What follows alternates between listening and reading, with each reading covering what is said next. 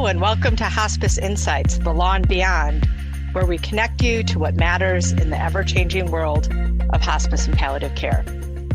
Let's face it. Important changes to hospice face-to-face attestation requirements and other tidbits from the 2026 Hospice Final Rule. Andrew, I'm so excited. You've been on hiatus for a little while. You had a baby and now you're back, and so excited for you to be here. Yes, thank you. I'm very excited to be here, and I've missed doing these with you. Yeah. Well, this final rule, I mean, compared to some years where, I'm just thinking back to, was it 2020 with the election changes and all that stuff? There was a lot to digest. I mean, the stuff I think in the hospice final rule, I mean, putting hope aside, because that's a whole big thing that we're not going to talk about here so much, but I think it was generally some good news. It wasn't things that are going to make our life harder. And actually, I think the things that we're going to talk about are either cleanup or how can we make hospice's lives easier. And so let's start out with what changed with the face-to-face attestation requirement. And just as background, so face-to-face was started in 2011, and there was the requirement that you had to attest you did the visit and you had to, sign that.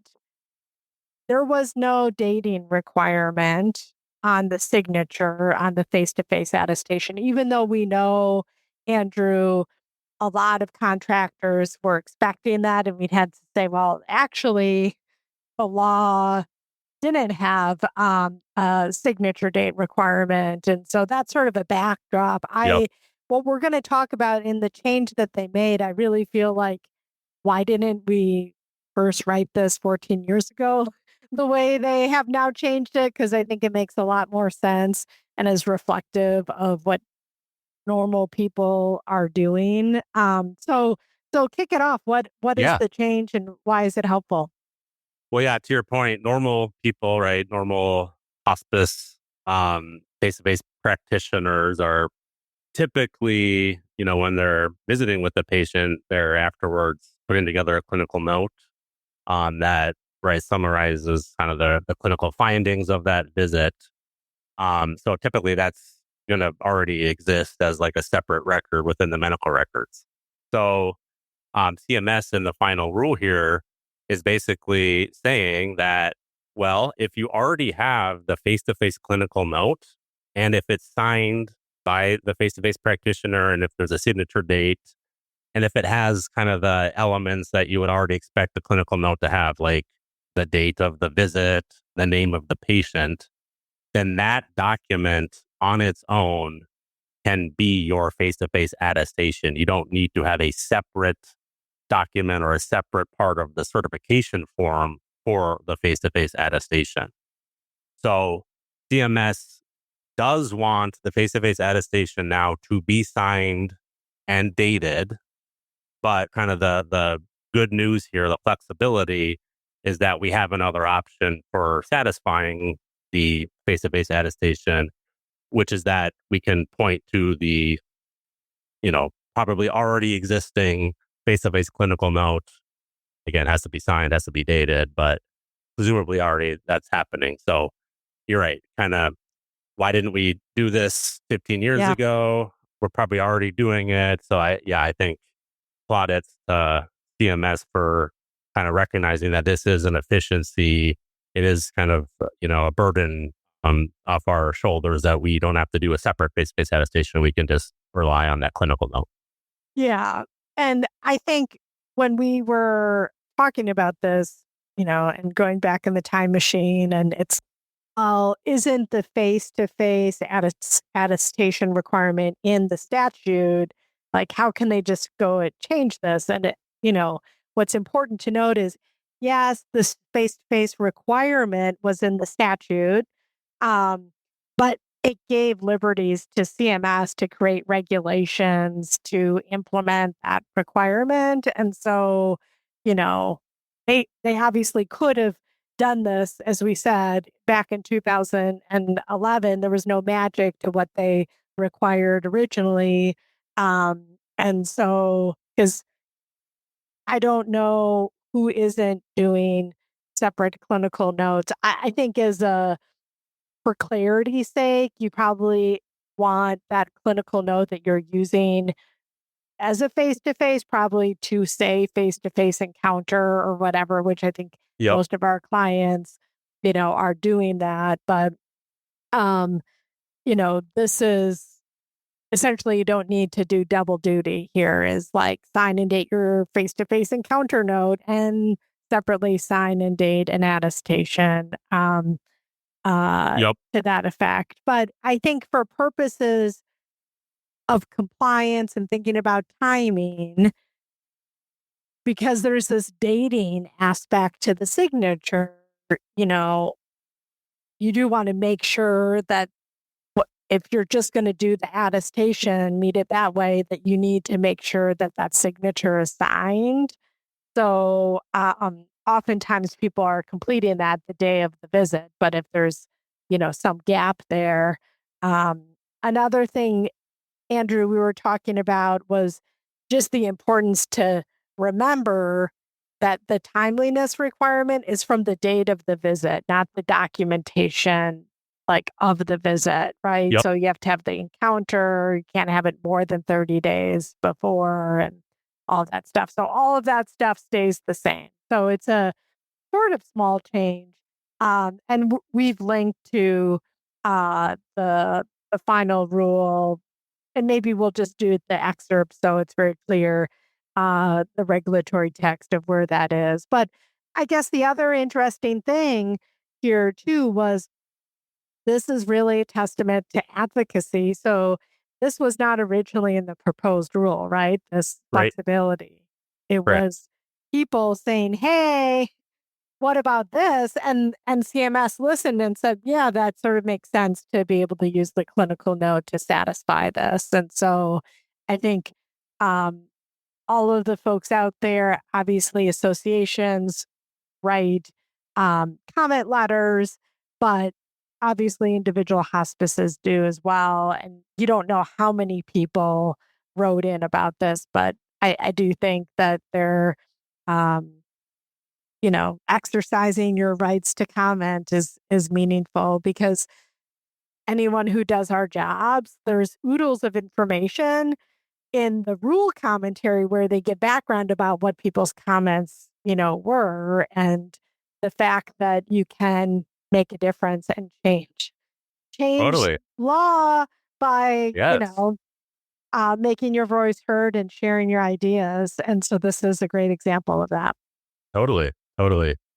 Yeah. Plaudits those who commented and were able to get this, I think fairly important or at least helpful change for the industry. So I guess one other compliance tip here too is pick a lane here. So what are you going to use to satisfy that? I mean, some people may find it easier to just keep using the face-to-face attestation, like do double duty. There's nothing wrong with that.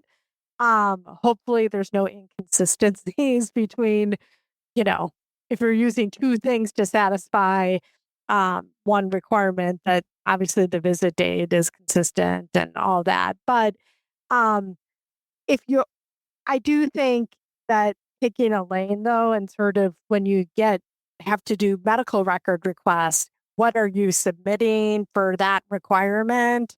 Because I wonder if we might see some early claim denials where people, like, the contractors might overlook that, because we saw claim denials when there were clinical notes that satisfied all the face-to-face attestation elements, but it wasn't, on this particular form. And so Right.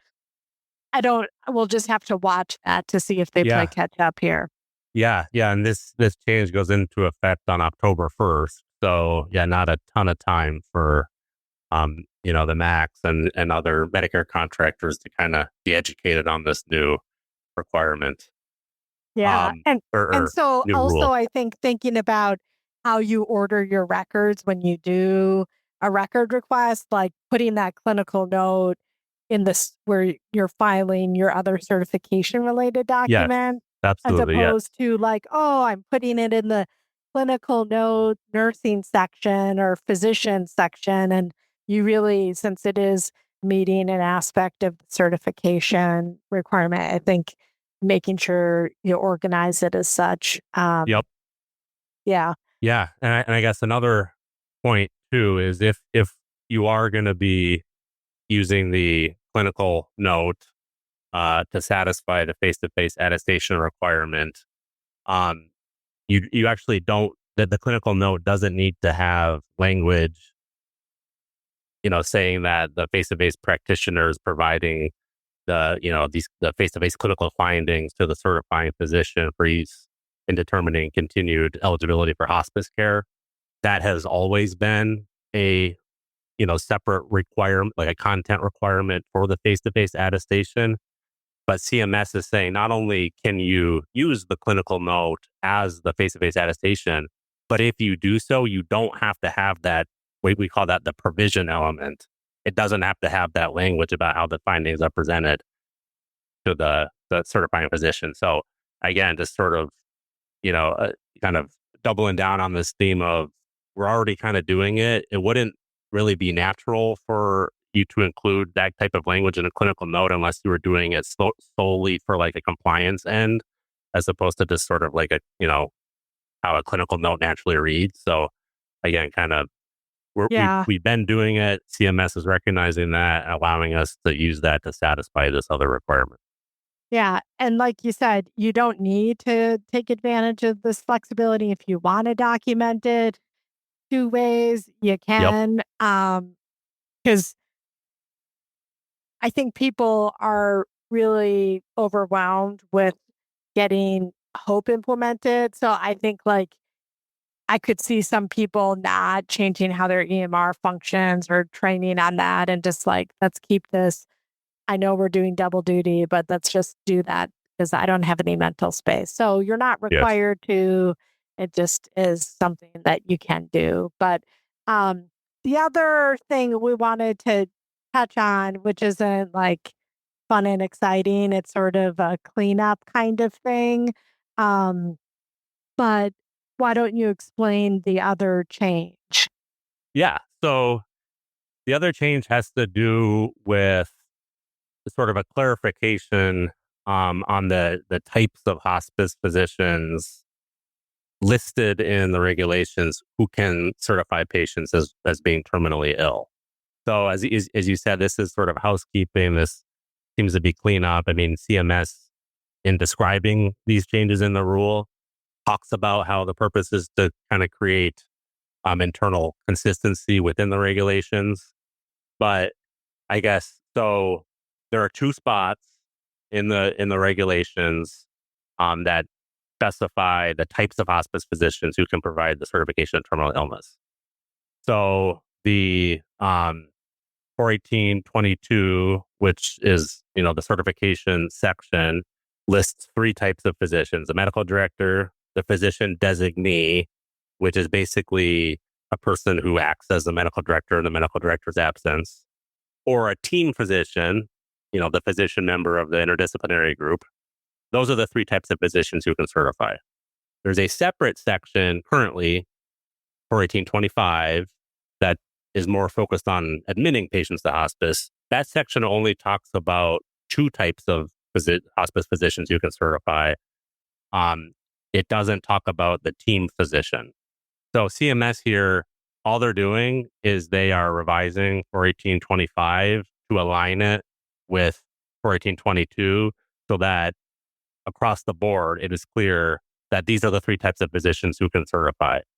Um, three types of hospice physicians: the medical director, physician designee, and the team physician. So this was actually in response to another comment from the public in a different rulemaking cycle. CMS didn't think that it had the authority to make this change in the last rulemaking cycle because they hadn't proposed it. Here, they did propose it, and they are making the change. So again, sort of appears to be housekeeping, cleanup, as opposed to sort of an indication of kind of a new enforcement that we would see down the road. Yeah, I would hope not, because I mean, I think that that does reflect practice. And so those are people who are certifying folks. But I think one thing that just still, I feel like the regulations are still somewhat out of date in terms of these roles that people have. I mean, in the olden days, a hospice is fairly small. You even had what is now like never happens, like the volunteer medical director, and then someone who's like available if needed. And like there isn't always, a match. I mean, because you had like Right. this volunteer medical director doing the admissions or whatever. You weren't getting in, and they were doing team and they were doing all that stuff. And now, obviously, we have very, very large organizations. You have CMOs. CMO may or may not be the medical director, but they're like, I mean, I think this terminology is still sort of wonky in terms of, you know, roles, but I think it is important for people to think about that is the regulatory language. And so, if you have multiple physicians that may staff your IDT or support that, like they all probably are team physicians. You don't necessarily just have to have one, right? So Right. like, you know, anyway, Exactly. I think making sure we're thinking about that, because sometimes we think about titles in terms of like businessy stuff or titles like prestige. And it's like, well, the basics are that they think there's three physician types that really matter, and those don't necessarily correspond with flashy titles. So Right. anyway, Yes. the duties of many individuals are going to encompass some of these regulatory designations, but it's Yep. still odd terminology that isn't always intuitive, like physician Physician designees, designee. Right. Yeah. because Not we something you'd pretty put much, on LinkedIn. yeah, yeah. I mean, I think the terminology I typically use is like medical director and then hospice physician, sometimes associate medical directors, but none of that stuff's actually Right. regulatorily Exactly. defined. But so hopefully, again, that's not going to be something that leads to claim denials or anything like that, since the intention isn't really to say, oh, there's different people or people before that were allowed to certify now aren't. I mean, it just seems like they're trying, like you said, to play cleanup. So hopefully, minus hope, these are things that shouldn't really require much change in practice. You can if you want, but, it shouldn't need to be a bunch of education around this. Yep. But famous last words, right? But Right. we'll Right. see what happens. Yes. Because sometimes you do have to educate contractors on changes, because I could see people still looking for face-to-face attestation to be there, or Right. people have it on their form, but it's not completed. This happens too. So then you keep it on your form, but it's not completed because you're really using the clinical note. And when stuff is blank, it Right. looks like it's not done. And so I would advise not to do that, because Yes. blanks are always interpreted as incomplete. So Yep. Amen. yeah. So awesome. Well, anything else you wanted to share before we Um, hang it up? I guess small last point. Um, I, a lot of clients have been asking us about the face-to-face telehealth, ability to, doing the face-to-face encounter via telehealth, um, and how the rule doesn't really get into that. That is true. The rule CMS in the rule does specify that the explicit ability to do the face-to-face encounter via telehealth expires on September 30th of this year. But they're only doing that because that is what Congress extended it to in the continuing resolution that passed back in March. So we do need Congress to act again in order to get that waiver extended beyond September 30th. So for those who are wondering, CMS doesn't believe that it has, authority on its own to extend that. They do need Congress to act. So hopefully we don't have a government shutdown. Yeah, good point. We are recording this on Thursday, September 18th. So, and we're going to release it before September 30th, but hopefully something gets passed between now and the recording time. But I think my concern is, given, the divisions here, might there be a government shutdown potentially, which means that there isn't going to be a funding bill to be signed September 30 to extend this. So, and frankly, maybe people have already sort of staffed up because this isn't the first rodeo that we've been like, a Hail Mary, like, oh, wait till midnight. And you had to prepare for worst case scenario. So my guess is folks are still preparing to send people out in person and have the staffing to do that if needed, because it's probably going to be to the wire if it does happen.